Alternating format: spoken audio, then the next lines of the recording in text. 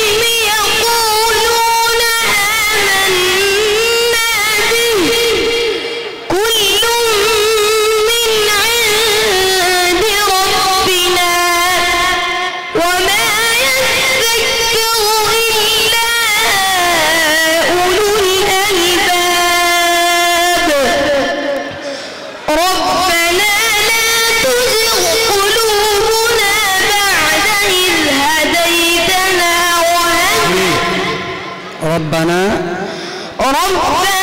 لا تزغ قلوبنا بعد إذ هديتنا وهب لنا من لدنك رحمة إنك أنت الوهاب ربنا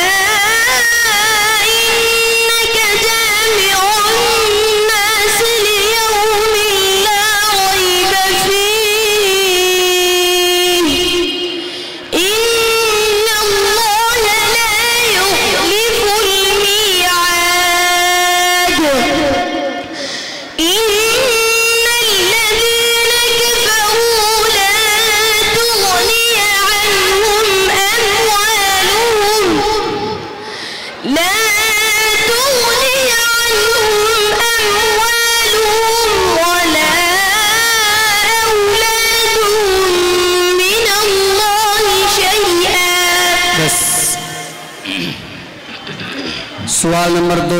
ये हमारी माएँ बहनें जो है सामने हाल बना हुआ है उसमें जाए, उस रास्ते से आए, सामने वाले हाल में जाए और वहाँ स्क्रीन चालू की जा रही है आपके प्रोग्राम के देखने के लिए। पूरा प्रोग्राम वही स्क्रीन के जरिए से आपको दिखाया जाएगा। प्रोग्राम में बहुत एहतियात के साथ में आप प्रोग्राम को चलाएं।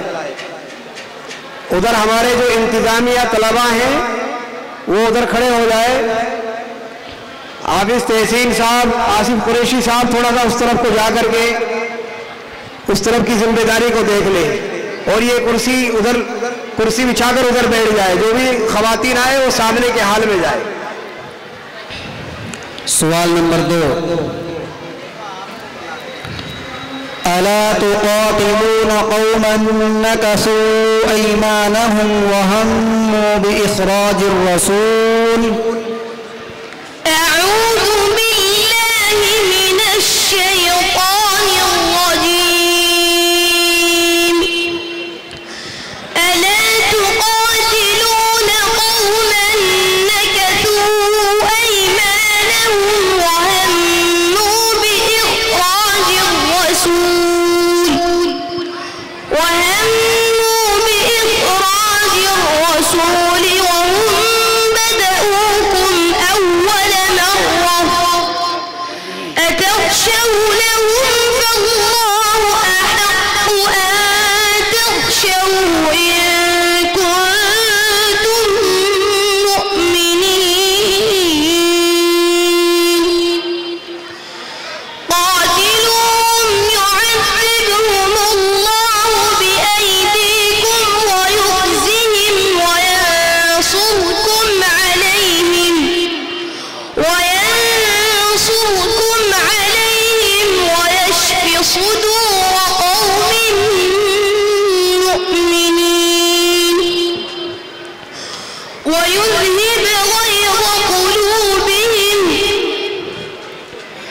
ويتوب الله على من يشاء والله عليم حكيم. أم حسبتم أن تتركوا ولما يعلم الله الذين جاهدوا منكم ولم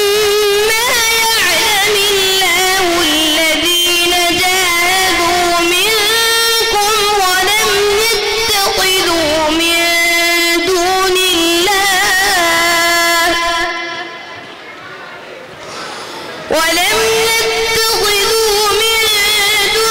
الله ولا رسوله ولا المؤمنين وليجة والله خبير بما تعملون. ما كان للمشركين أن يعمروا مساجد الله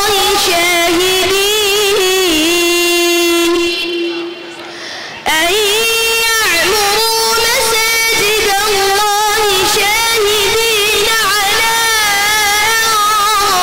أنفسهم بالكفر أولئك حبطت أعمالهم وفي النار هم خالدون. بس